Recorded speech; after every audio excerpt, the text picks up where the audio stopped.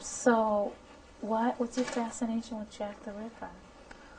Um, my fascination started when I was very, very young. I think it basically is just the idea that something so horrific could go unsolved, and that there's so many possibilities of who it might have been, who it could have been, and solid theories, you know.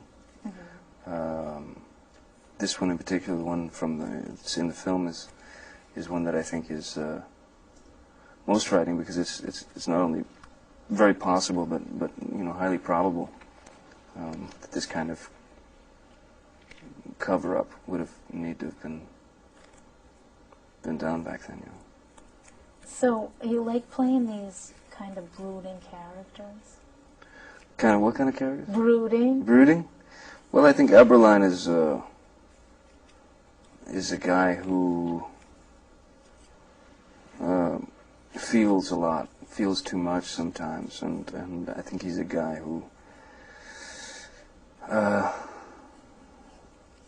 needed self-medication to some degree. You know, I think he's a guy with a lot of demons, and a need to escape from those demons.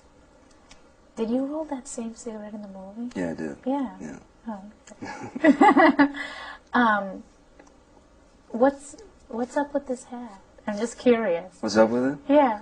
He's an old friend, you know. I've had him for a long, long time, and then I missed him for years. He was in I found him in a box at my house, so I just pulled him out. Yeah, I like it.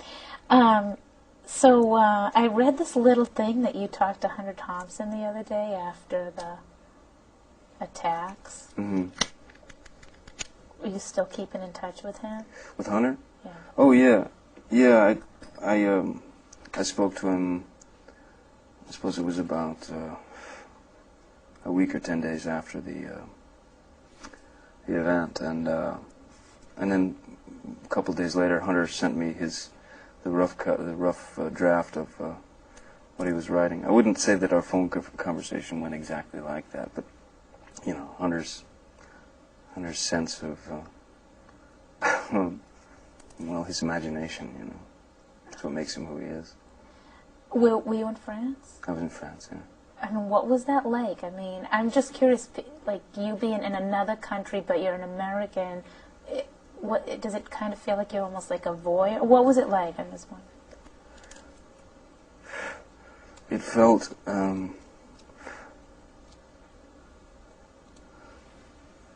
I mean, as everyone who watched the events happen, whether you were in America or whether you were in New York or wherever you were, this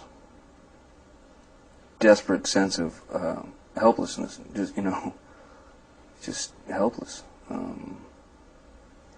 I felt it's the most,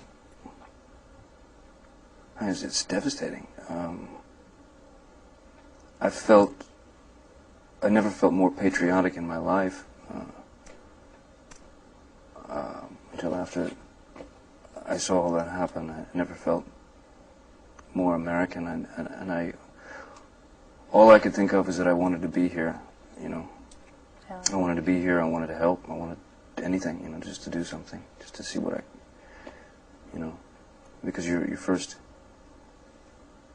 instinct is to want to be able to rewind and make it not happen, you know. No, it's changed the world. I mean, it's changed the world forever. Nothing will ever be the same. You know? Do you think you'll ever come back here? Do you feel safer over there? Or?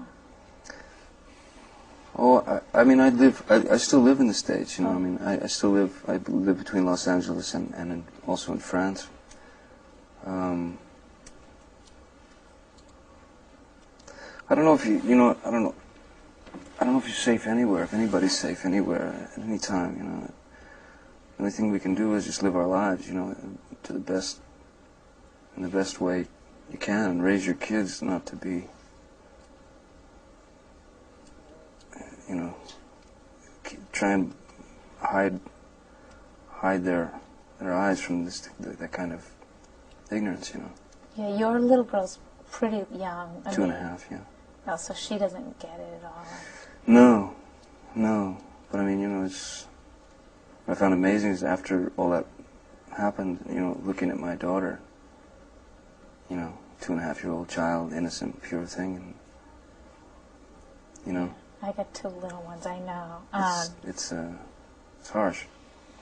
Now, what's this little secret that Heather told me? You have music playing in your ear while you're acting? Oh yeah, I use I always used music in my work. I mean, I always listened to music, you know, right up until it was time to, you know, step in front of the camera. And now I can actually just listen to it as I'm working, as I'm doing the work. So because music is for me, I mean, helps to keep me in my own world, in my own little place, and it certainly helps emotionally, and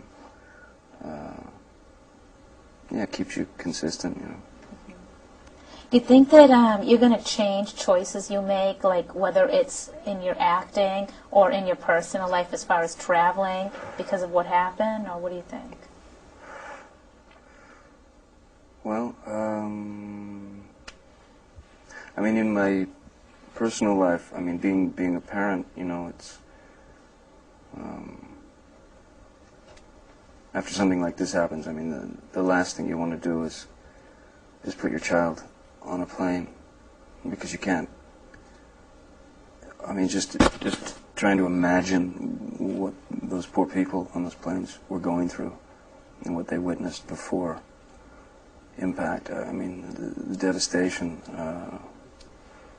So yeah, I mean, I don't want to put my daughter on a plane. I don't want to put my girl on a plane. No. Quick last question, light or no?